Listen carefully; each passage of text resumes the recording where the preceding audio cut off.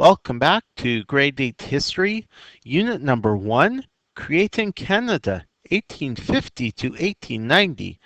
This is Lesson Number 11. How did the First Nations resist the federal government? Before we begin today's lesson, let's consider the following. What challenges were First Nations peoples from the West facing? How was signing treaties with the federal government supposed to help solve these problems?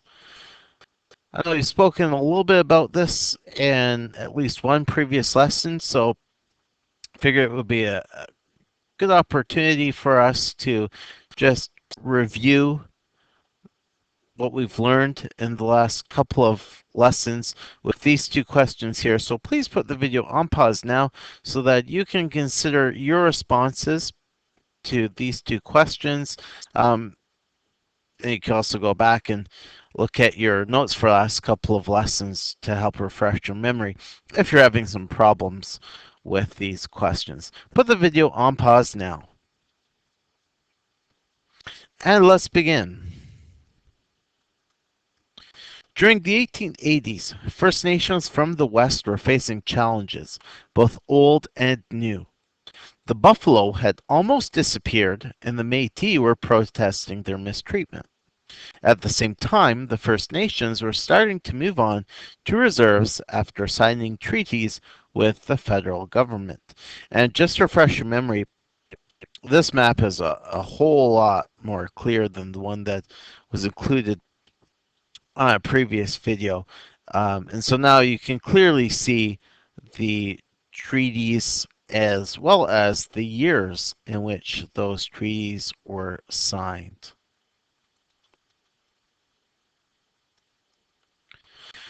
The reserves were not located next to each other, meaning that tribes such as the Cree, Saulteaux, Assiniboine, and Dene nations were separated. The terms of the treaties included land and farming equipment for every family, annual cash payments, and a school. Leaders also sought ammunition and hunting, trapping, and fishing rights. Cree Chief Poundmaker was successful in negotiating more terms, such as food rations in time of famine and medical care for each reserve. And here's a photograph of Chief Poundmaker. He had been appreciative of the arrival of the Northwest Mounted Police, as he saw this as an effective means of protecting his people from the illegal whiskey trade. Some leaders, such as Big Bear and Little Pine, did not want to sign any treaties as they did not trust the government to live up to its promises. In order to protect their way of life, Cree Chief Piapot joined Big Bear, Little Pine, and the Assiniboine to create their own united reserve. This reserve would extend from what is now southern Manitoba and Saskatchewan to the U.S. border. Additionally, the hope was to join with the Siksika, who lived in southern Alberta and the U.S. The Siksika nation was large and well armed with repeating rifles. And here you can see a picture of Cree Chief Big Bear, who was known to be a man of peace, but he did not trust the Canadian government to protect his people from the settlers. Big Bear, Little Pine, and Piapot held secret meetings with other tribes in the late 1870s and 1880s, often at powwow celebrations. At these meetings, the tribes shared their ideas about how to pressure the government to fulfill treaty promises. Unfortunately, similar meetings in the U.S. did not go so well. The U.S. Army learned of these meetings and took away the Cree's weapons. Back in Canada, the federal government ordered the Cree to settle away from the Siksika and the U.S. border. The Northwest Mounted Police refused to give food to the Cree until they relocated. To make matters worse, the federal government continued to withhold many treaty promises, including supplying farm equipment. The government adopted a quote-unquote no work, no food policy, meaning that if the First Nations did not farm the reserve lands, they would receive no food rations. However, without seeds and tools, the First Nations peoples could not work or produce food. The government refused to provide famine relief to the starving native peoples. And in his speeches and in his writings, Prime Minister Macdonald made it no secret that the no work, no food policy was meant to starve the First Nations and reduce the amount of food that the government had to provide. He was brutally clear on this matter.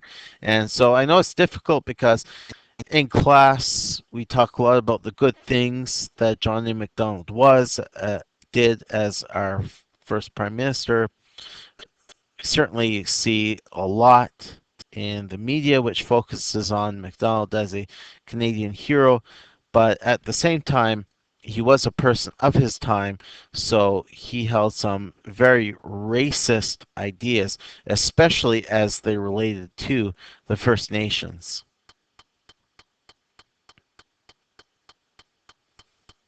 Since Big Bear had not signed the treaty, his people were not receiving food rations. In 1882, however, with his people starving and a long winter coming, Big Bear decided to sign Treaty 6. However, his people would not get food until Big Bear chose a reserve. Big Bear once more attempted to urge his fellow Cree chiefs to form a united reserve near Poundmaker's Reserve in North Battleford, Saskatchewan. By 1885, the federal government cut off all supplies to Big Bear's people. He finally chose a reserve in the Frog Lake area, about 200 kilometers north of Poundmaker's Reserve. On April 2nd, 1885, a massacre at Duck Lake took place. Frustration between the Cree and government agents had been growing for some time. Motivated by hunger and the Métis' defeat of the government troops at Duck Lake, some young Cree men decided to take over the settlement. When the Frog Lake settlers, including government agent Thomas Quinn, refused to leave the area, gunfire broke out. Big Bear was unable to stop the massacre, which left Quinn and 8 other Caucasian men dead. 9 months later, 8 Cree men, including Chief Wandering Spirit, who had led the attempt to take over, were hanged. Just take a look at this painting from the time. My question for you is, how do you think people in the rest of Canada felt when they saw illustrations of the massacre such as this one? Put the video on pause so you can get a longer look at this painting and then write down your response to the question I've written in blue. Okay, let's proceed. By March 1885, Poundmaker had seen more of his people die of starvation after another brutal winter. Hearing of the Métis victory, he felt that he was in a better position to renegotiate treaty terms with the government. Poundmaker led a group to a settlement at Battleford to meet with government agents. Hearing that the native tribe was approaching, the settlers panicked and deserted the settlement. Poundmaker and his men raided the abandoned settlement, even though they had come in peace. In response, a group of 500 troops led by Lieutenant Colonel William Otter broke orders from Major General Middleton and attacked Poundmaker's camp at Cut Knife Hill. Led by War Chief Fine Day, the Cree and Assiniboine fighters used guerrilla tactics to attack Otter's men from all sides. The troops' guns quickly broke down, and Otter's men were forced to retreat. Poundmaker did not participate in the fighting, and he ordered his men not to chase after the retreating troops. A week later, Louis Riel and the Métis were defeated at Batoche. Poundmaker wanted to meet with Middleton to negotiate peace. However, Poundmaker was arrested. Big Bear surrendered to the Northwest Mounted Police a few days later. Both men were men of peace and had tried to stop their men from fighting, but they were placed on trial and found guilty of treason. Big Bear and Poundmaker were sentenced to prison. Within 3 years, both men died from illnesses they caught during their time in jail. Let's take a look at this photograph here. Based on the way everyone's posed, what does the government's attitude towards Poundmaker and Big Bear appear to be? And how is this confusing based on what we have just read or listened to in this video? So please put the video on pause so that you can get a closer look at this photograph and then answer the question written in blue. Okay, time to wrap things up. So let's finish today's lesson by considering the following, which we'll talk about in tomorrow's class. 1. Was peaceful resistance by First Nations more effective than violent resistance? Explain why or why not. And 2. Considering that the events at Duck Lake, Frog Lake, and Battleford all took place at roughly the same time, what do you think John A. Macdonald believed was happening in the West? So when I finish talking, you're going to put the video on pause so that you can write down your responses to these two questions. If you don't feel confident in your ability to answer either or both of these questions, it means you need to go back and watch this video at least one more time. And then when you're ready, please put the video on pause. I look forward to hearing everybody's responses to these, as well as questions that were posted throughout today's recording. But until we meet again, this concludes today's video.